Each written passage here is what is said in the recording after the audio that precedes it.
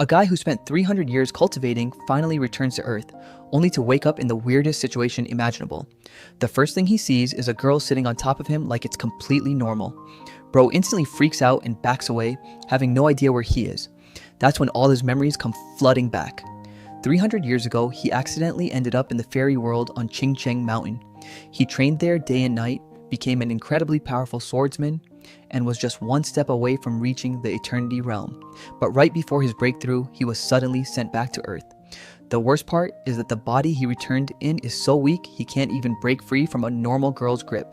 He quickly makes an excuse and escapes, but the girl only gets more interested in him. In her eyes, there's no way this cute guy is getting away that easily. Once he's outside, he finally realizes he's really back on Earth. After 300 years, he'll finally get to see his parents and little sister again. But that excitement doesn't last long because he immediately notices something is seriously wrong with this world. Everything is completely reversed. Guys are treated the way girls normally are, while women hold all the power. He sees a boyfriend asking his girlfriend to buy him a bag, women doing heavy construction work, and the more he looks around, the more confused he gets. Looking for answers, he heads to a library. There he learns that a famous woman completely changed society with her ideology. Since then, women have become the dominant gender and the entire world has been built around that idea. At this point, bro can only think one thing. This place is completely insane. Now he's worried about his own family. If the whole world changed, what happened to them?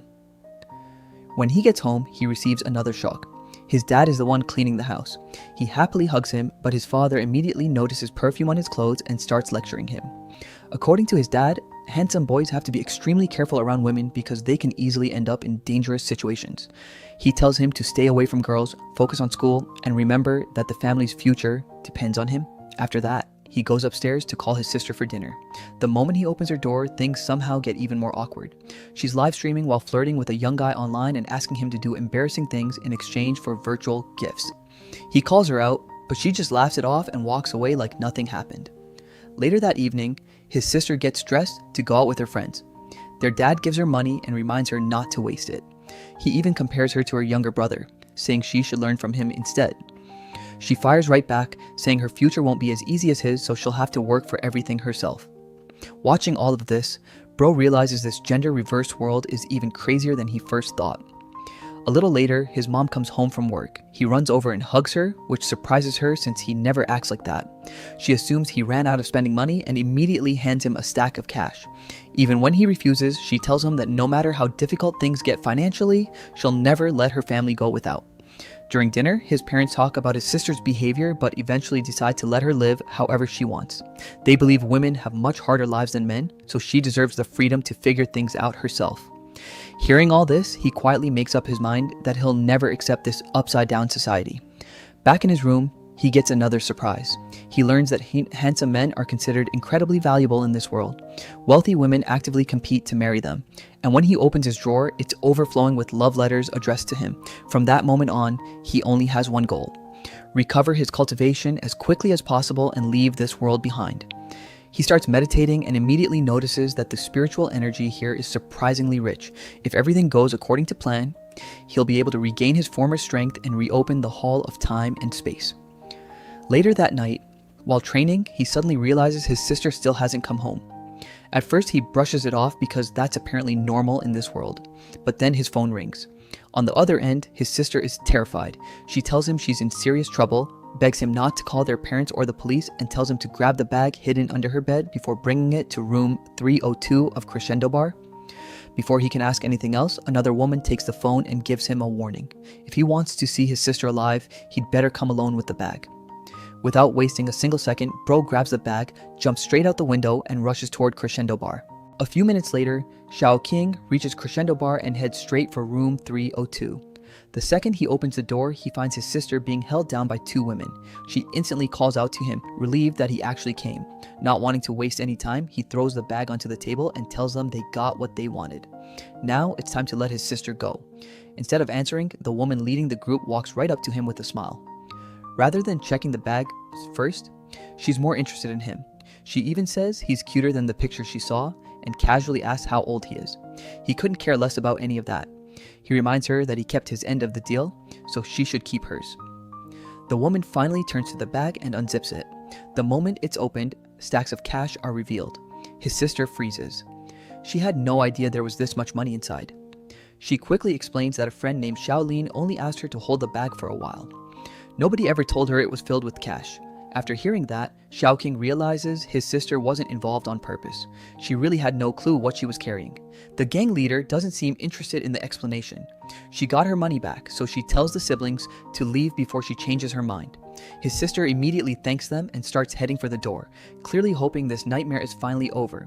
But then she notices her brother isn't moving. He calmly looks at the women and says, "So, who told you I'm leaving too?" The room goes completely silent. His sister instantly realizes this is exactly what she was afraid of. The women, on the other hand, burst out laughing. To them, this is just a skinny high school boy trying to act tough. One of them jokes that he's way too cute to be acting like a hero and tells his sister to leave him behind. They'll make sure he's taken good care of. Big mistake. They have no idea they're standing in front of someone who spent 300 years becoming one of the strongest cultivators in another world. His body may be weak, but his instincts never disappeared. His sister immediately steps in front of him and begs the gang leader not to involve her brother. She tells Joe to let him leave because none of this has anything to do with him. Joe just laughs. She says if the sister wants her brother to walk away safely, then she'll have to stay behind and work for them instead. With no other choice, she agrees and tells Chuking to go home, promising she'll handle everything herself. But bro isn't going anywhere. He calmly asks the boss if she's really sure she wants him to stay. She mocks him, saying a tiny guy like him is about to end up in her bed after she breaks him. The second she finishes talking, bro punches her square in the face. Everyone freezes. His sister can't believe what she just saw. The gang leader immediately throws a punch back and sends him sliding across the room with pure strength. That's when he realizes something interesting. Women in this world aren't just socially dominant, they are physically stronger than normal too. The boss orders everyone to grab him. Bro smirks and tells them to try. A second later, he moves so fast they can't even react. Even with his weak body, centuries of combat experience are more than enough. One by one, every attacker ends up on the floor before they even understand what happened. He walks back to his sister and tells her they're leaving. Then a voice stops them. The boss pulls out a gun and warns him that one more step will get him shot. She even mocks him, asking if he thinks he's faster than a bullet. His sister immediately starts begging again. She doesn't want her brother getting hurt because of her. The boss isn't interested in listening. She says she's ready to kill both of them right there. But before anyone can move, the door suddenly opens. A beautiful woman casually walks into the room with a smile on her face, acting like she's watching a movie instead of walking into a hostage situation. Bro instantly recognizes her. She's the same girl who woke up on top of him earlier. She smiles the moment she sees him and casually tells the gang leader to leave because this place belongs to her now. The boss refuses. Huge mistake. Without changing her expression, the woman orders her bodyguards to drag the gang leader outside, cut off her hands and feet, and dump her on the street. The room goes completely silent. A second ago, the boss was threatening everyone. Now she's begging for her own life. The mysterious woman doesn't even blink. She simply tells her guards to chop her into pieces instead. Then she turns back toward Chuking with a smile and asks if he likes her little gift. Bro isn't impressed at all. He asks if she seriously thinks this is going to make him like her. Instead of getting angry, she laughs. She says that's exactly why she's interested in him. Every other guy she's met acts scared around her. He's the first one who's actually willing to stand up to her. So right there, she announces that she's decided to make him her 36th boyfriend. Bro stares at her for a second before giving the only answer she wasn't expecting. No thanks. He says he has absolutely no interest in becoming boyfriend number 36. The woman just smiles even wider. She says a skinny little guy like him should feel honored to even get the offer. That's when Bro decides he's had enough. He challenges her to a game. If he wins, she leaves him alone forever. The room instantly goes quiet. Nobody can believe a guy just challenged one of the strongest women in the city. The woman accepts immediately, but she adds one condition. If she wins, he becomes hers. Without hesitation, Bro agrees. Then both of them sit across from each other. They're not fighting with swords, they're settling it with something much simpler. An arm wrestling match. Everyone watching starts laughing. They've already decided the winner before it even begins. After all, in this upside down world, women always overpower men. At least, that's what they believe. The room goes silent as both of them lock hands across the table. Everyone watching already thinks the result is obvious. In this world, women are naturally stronger than men. Challenging one in an arm wrestling match is basically asking to lose. Someone in the crowd even jokes that Bro picked the fastest way to become her boyfriend. The referee counts down. 3, 2, 1, start. The woman pushes with all her strength. For a split second, Bro is actually surprised. Even after losing most of his cultivation, he can still feel just how much physical strength women in this world possess. But then, a small smile appears on his face. Strength alone isn't enough. 300 years of cultivation taught him how to control every muscle in his body with perfect precision. Slowly, her arm starts moving. At first, nobody notices. Then the entire table goes quiet. She's actually losing. No way. The spectators can't believe what they're seeing. The city's strongest woman is getting overpowered by a guy. A second later, bang. Her hand slams against the table. Bro wins. The entire room freezes. Even she sits there staring at her own hand, struggling to process what just happened. Bro stands up, smiles, and reminds her about their deal. A promise is a promise. From today onward, she's supposed to leave him alone. Ignoring everyone's shocked expressions, he grabs his sister and walks out of the bar. Behind them, people are still whispering. Some think they just witnessed a miracle. Others think the woman let him win on purpose. But deep down, she knows exactly what happened. For the first time in her life, someone defeated her fair and square. One of her bodyguards immediately asks if they should chase after him. She responds by slapping the idea down instantly. No, I haven't lost him yet. Outside the bar, she catches up one last time. She calls out to Chuking and tells him her offer still stands. If he agrees to become her husband, nobody in this city would ever dare touch him again. Bro turns around and calmly shakes his head. He tells her that men aren't meant to hide behind women. Real men walk their own path. They fight for their future with their own hands. The people standing nearby stare at him like he just said something impossible. In this world, nobody thinks that way anymore. But instead of getting angry, the woman smiles even more. Now she's completely obsessed. She quietly tells herself there's no way she's letting someone this interesting disappear from her life.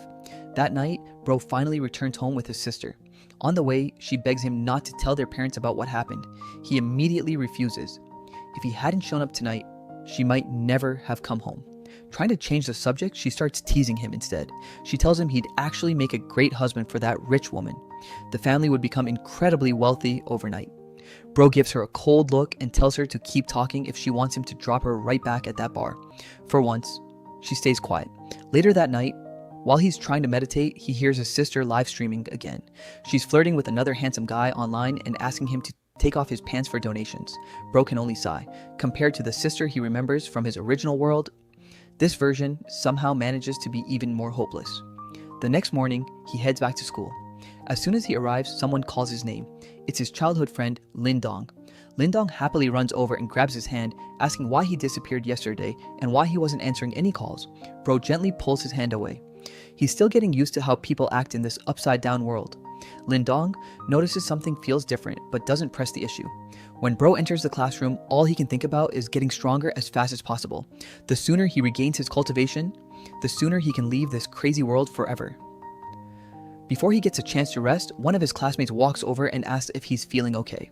She even offers to share her lunch with him, but before he can answer, another girl suddenly barges in and shoves her aside.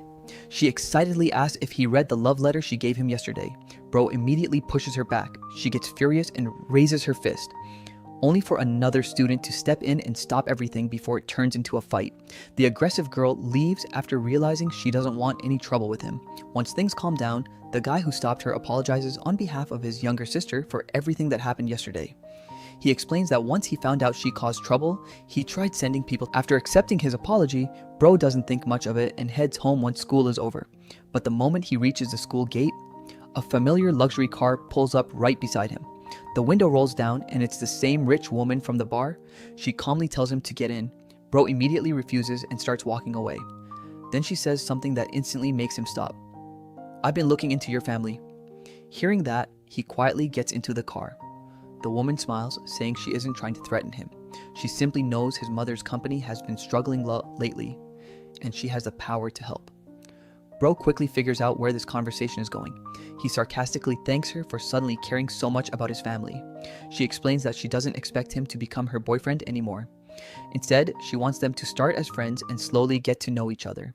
After thinking for a moment, Bro agrees to be nothing more than friends, but he makes one thing crystal clear. He already knows what her real intentions are, so she shouldn't expect anything from him beyond that. She can't help smiling. Even after everything that's happened, this guy still refuses to be intimidated. As they continue driving, she suddenly asks him a question. So, do you practice ancient martial arts? Bro pauses for a second. There's no way he can explain cultivation to someone from this world, so he simply avoids giving a real answer. Before the conversation can continue, a massive truck suddenly appears out of nowhere. The driver doesn't even try to brake. Boom! The truck crashes straight into their car, sending it flipping across the road. After a few violent rolls, the vehicle finally comes to a stop. The woman slowly opens her eyes and immediately asks if Chu King is alright. Ignoring his own condition, Bro quickly checks her injuries before forcing the damaged car door open and helping her outside. After taking one look at her wounds, he says they need to get to a hospital immediately, but before either of them can move, a cold voice suddenly echoes from behind. I don't think this is over yet. Both of them turn around. 5 women are slowly walking toward them. The moment the rich woman sees their faces, her expression instantly changes. It's obvious she knows exactly who they are. Without saying a word, Bro quietly steps forward, placing himself between her and the 5 women. The group finally stops a few steps away, staring directly at them.